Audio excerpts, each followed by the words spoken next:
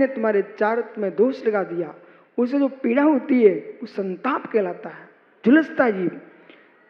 आक्रंदन, ऐसा रोना कि तुम्हारे रोने को देखकर दूसरा रोने लग जाए। मतलब समझिए, आक्रंदन का अर्थ है रोते रोते जिसके लिए तुम रो रहे थे उसका नाम ले लेके रोना। हाय ऐसे थे, हाय वैसे थे। इन माताओं से उनको बनता है इन लोगों से।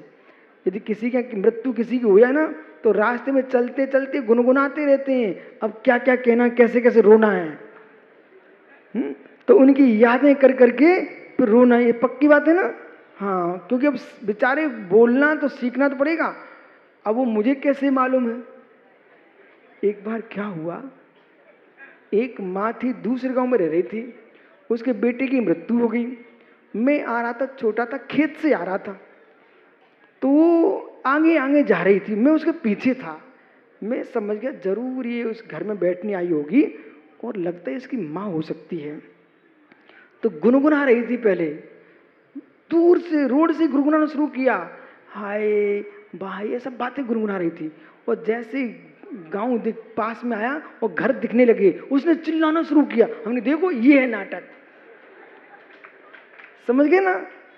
तो मतलब जिनके भीतर दुख होता है उन्हें अभ्यास नहीं करना पड़ता, तो रोते हैं, पर जिनके दुख मुख नहीं है उन्हें अभ्यास करके आना पड़ता। राम ने कभी रामलीला नहीं की, ध्यान रखना, क्योंकि राम तो राम थे। रामलीला का पाठ तैयार बे करें जो राम नहीं थे, उन्हें दिखाना है। देखा, इसलिए हे मुनीश्वरो, तुम मुनि हो, तुम पाठ करने वाले नाटक वाले मुनि नहीं हो, तुम सच्चे मुनि हो, बन के बे बैठे जो रामलीला वाले मुनि हो। आओ, आक्रंदन, बद, किसी को मार देना, प्राण ले लेना, चामुक मार देना, बद। पर देवन, ऐसा रोना, स्वयं की आंख में एक आंसू नहीं है और तुम्हारा हल्ला सुन करके दूसरा रोने लग जाए, इसका नाम है परदेवन। बड़ी बड़ी सिटियों में रोने वाले भी किराए से आते हैं, मालूम। हाँ, छाती ठोक ठोक के रोए, लेकिन उन्हें बे आंसू गिरा तो एक ही दिन के नहीं बचेंगे, उनके आंसू कुछ नहीं होते, उनको दूसरे घर में रोने जाना है। इसलिए माँ, ऐसा मत रोना जिस बनावटीपन से असाता वेदनी कर्म का आश्रय हो। भूत वृत्तन कुंपादान श्राक्षिमादि योगा शांति शौचमिति सद्वेदश्च।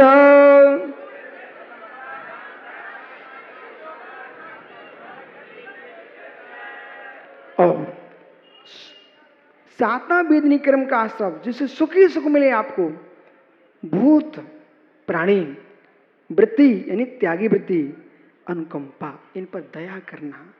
गांधी, बेटा तू करोड़ों का दान न दे पा, टेंशन मत लेना, भले कम तेरे पास द्रव्य हो, पर इतना नियम कर लेना, आज से मन में कर लेना, खड़ा नहीं कर रहा हूं, कि तेरी दुकान चैत्यालय के बगल में है।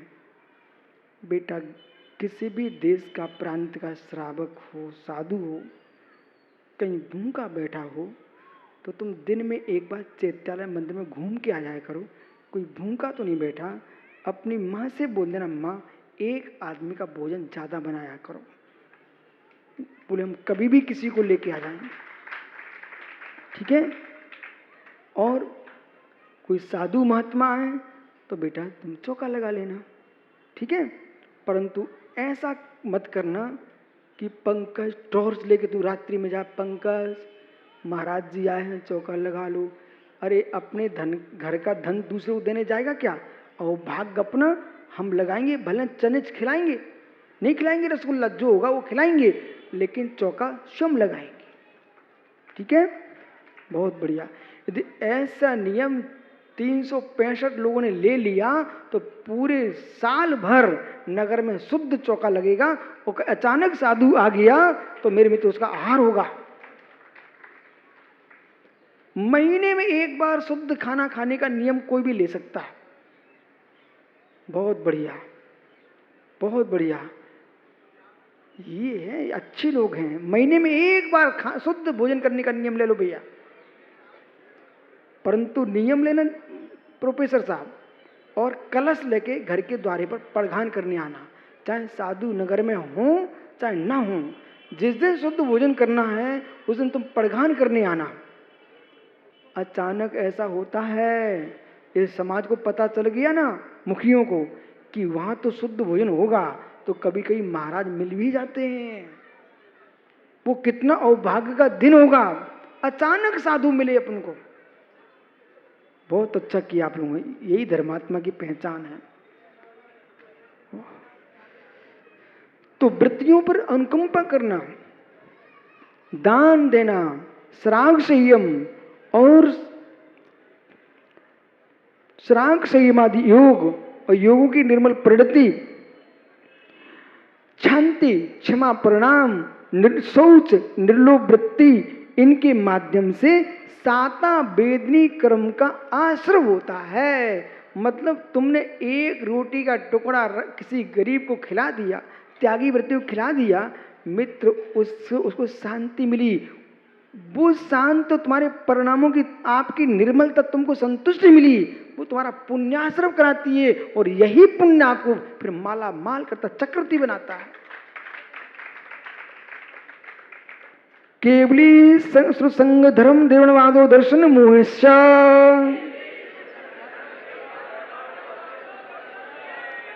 दर्शन मुनि कर्म के आश्रय का कारण, दर्शन मुनि कर्म के आश्रय, सप्ततिर मुनि 70 कोड़ा कोड़ी सागर पर्यंत संसार में भटकना हो तो बेटा ऐसा काम करना, केवली की निंदा करना, आगम की निंदा करना, श्रुत संग चतुर्विध मुनि संघ की निंदा करना, देवों की निंदा करना, इनका अवनवाद करने से, केवली भगवान की, चतुर्विध संघ की, श्रुत की और देवों की अवहेलना करने से बेटा दर्शन मुनि कर्म का आश्रय होता है, यानी जीव मिथ्यात्व को प्राप्त होता है, और 70 कोड़ा कोड़ी सागर प्रमाण जिसकी स्थिति होती है। कसायो जाति प्रणाम चारित्र मोहस्या, और कसाय के उदय से भैया बिल्कुल संभल के जीना। हाथ में आई पिच्छियां छूट जाती, कभी कसाय नहीं करना बेटा। सुनो महात्माओं, कोई 2 बातें हो भी जाएं, शांति से मौन लेके बैठ जाना। ऐसा नहीं कि कचा कची, मुंडा मुंडी, केचा केची, डंडा डंडी, पिच्छा पिच्छी। कई पिच्छियों से लड़ना मत, किसी साधु पर हाथ मत उठाना। पंडित जी कितने काम बिगाड़े ये सब, अपन को अपनी भाषा कभी नहीं बिगाड़ना। अरे हम पंडित जी हैं, हम तुम्हें समझा रहे हैं, मानो तुम्हारा काम, नहीं मानो मालूम, हमें लाख गलती दिख रही सब में, विश्वास मानो, पर मैं किसी की बताते ही नहीं हूं। बताता हूं तो ऐसे बताता हूं गद्दी पर। क्यों? मुझे मालूम है हम अपने भावों को सुधारने के लिए साधु बने हैं, इनकी समाज में लग जाएंगे ना 50 शत्रु और बना लेंगे, ये सुधरे ना सुधरे, ये और कहेंगे महाराज का लेने देना इन बातों से। वो हम भी कह रहे हैं महाराज का लेने देना इन बातों से। भैया आप तुमको धीरे से समझाओ, अच्छे अवसर कर लो, पूजा कर लो, बाकी कुछ नहीं बोलना। तुम बोले हमें चले जाना है, तुम्हें यहीं रहना है भैया, शांति से करो, जिससे भाव अच्छे बने रहे, इतना काम करो। देखा आपने, आपको डांटा कभी हमने? क्या मुझे आपकी गलती पता नहीं रहती? पता रहती है, तब भी हम नहीं, हमें पता है भाई विद्वान है, चलने दो। पूरे लोग हमसे खुश मालूम क्यों रहते हैं? पप्पू तुम्हारी गलती हमें पता नहीं है क्या? पता है, पर हमें ये भी पता है सुधार लेगा, आप लोग क्यों टेंशन लो। सुनो, बहुत सारे ऐसे विषय हैं पंकज, एक बेटा कर लो एक नियम, हर समय किसी गलती मत बताया करो। वकील हो, वकील गलती बताने के पैसे लेता है, तो बिना पैसे तुम क्यों बताती हो? हाँ हाँ, हित दृष्टि से उसको एकांत में समझाना जरूर, लेकिन बार बार नहीं बताना। कुछ लोग इसी में परेशान हैं, यहाँ के भगवान वहाँ रखो, वहाँ के भगवान यहाँ रखो, वहाँ के भगवान यहाँ रखो, बेचारा इसी में दिन भर परेशान है। अरे भाई आइए, कसाय के तीव्र से चारित्र मुनि कर्म का आश्रय होता है, वो जीव चारित्र को धारण नहीं कर पाता। बहु आरम प्रगतम नारकशायुषः, बहुत सूत्र कम है, विषय बहुत है सध्या में। बहुत आरंभ, बहुत परिग्रह रखने से नरक आयु का आश्रय होता है। माँ, यदि किंचित भी आपको जनवाणी समझ में आ रही हो तो आज से परिग्रह कम कर लो। माया तज्ञो निश्चय, और मायाचारी करने से त्रिंच आयु का आश्रय होता, मतलब पशु बनना पड़ता है। और यदि मनुष्य आयु का बंद करके मायाचारी की तो अखिल भैया उसको स्त्री बनना पड़ता है। और स्वप्न में भी बाल को बेटा स्त्रियों से लंबे लंबे बाल, उन जैसे वस्त्र आभूषण, उन जैसे हाव भाव, उन्हीं से ज्यादा बतियाना और उन्हीं जैसे उनसे लड़ना। जो स्त्रियों से लड़ता है आकाश, वो अगले भव में स्त्री बनने वाला होता है। बेटा कभी स्त्रियों से लड़ना नहीं और ज्यादा उनके पास बैठना नहीं। माँ बुरा नहीं मानना, वे इनको सिखा रहे हैं। वो आपसे ये कह रहे हैं कि जो तुम बन चुकी हो अब ऐसे काम करना कि आगे स्त्री ना बनना पड़े। अल्पारम प्रगतम मानुषस्य, अल्पारम अल्प परिग्रह रखने से मनुष्य आयु का आश्रय होता है। स्वभाव मार्गम च, और स्वभाव की मृदुता से भी मनुष्य आयु का आश्रय होता है। कुछ भी तपस्या नहीं कर रहा है, मात्र शांत बैठा है, इसके लिए भाग्य चाहिए। कोई काम नहीं है घर में तो ऐसे पागल लोग हैं, यहाँ वहाँ की सोचते रहेंगे। जब है ही नहीं है काम तो माथे क्यों थकाए। ऐसा कोई आदमी होगा जिसके पास गाड़ी है, कहीं जाना नहीं है तो क्या चालू करके रखेगा, तेल व्यर्थ में जलाएगा क्या। तो जब तुम्हें काम नहीं है तो व्यर्थ में अपनी बुद्धि को क्यों नष्ट कर रहे हो। शांति से जियो, कुछ नहीं बने तुमसे, कमरे में पड़े पड़े रहना, भगवान का नाम लेते रहना।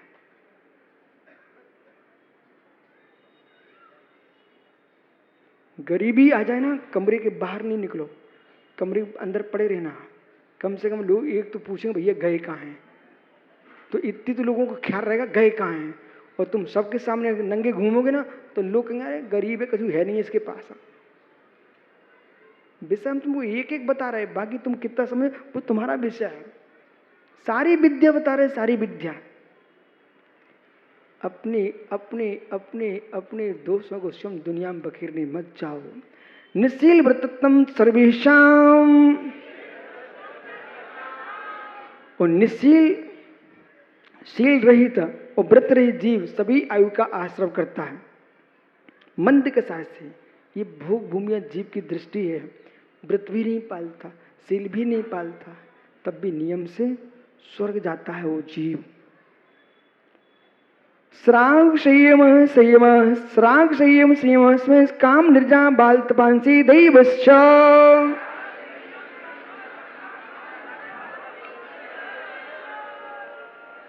श्राग संयम, संयम संयम और संयम, अकाम निर्जरा, बिना इच्छा के। देखो आप सब तपस्या कर रहे हो बेटा, मन से करना। माना कि उपवास कर लिया, अब प्यास लग रही है, पानी पी भी नहीं रहे तुम, लेकिन सोच रहे थे हे भगवान कहाँ से कहाँ मैं शिविर में आ गया, मुझे नहीं था मालूम भिंड में इतनी गर्मी पड़ रही है, नहीं बिल्कुल नहीं आता, और जा भी नहीं रहे, रुके हैं, फिर भी मन ऐसा कर रहा है। निर्जरा होगी, लेकिन कौन सी होगी, अकाम निर्जरा। इसलिए ज्ञानियों मन से बैठना, अब जो है सो है। अकाम निर्जरा बाल तपंसी, और बाल तप मिथ्या तप करने से भी देव आयु का आश्रय होता है। सम्युक्तम च, सम्युक्त की आराधना से भी देव आयु का आश्रय होता है। योग वक्रता विसंवादनम च स्वस्नाम्ना।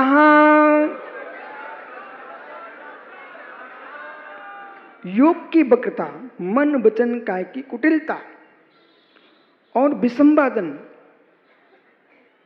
उल्टी शिक्षा देना, धर्मात्मा विसंवाद करना, इससे अशुभ नाम कर्म का आश्रय होता है। अशुभ नाम कर्म का आश्रय होता है। 8वें अध्याय में समझाएंगे अशुभ नाम कर्म। तद विपरीतम शुभस्या, उससे विपरीत योग की सरलता और अविसंवाद, किसी से विसंवाद नहीं करना, इसे शुभ नाम कर्म का आश्रय होता है। दर्शन विशुद्धि विनय संपन्नता शील संचार वीक्षण ज्ञान उपयोग संवेग शक्ति त्याग तपस्वी साधु समाधि वृत्ति कर्ण मदाचा भक्ति रावसिका प्रहाड़ी माँ प्रभावना प्रवचन वस्वत्मिति तीर्थ कृत्वस्य।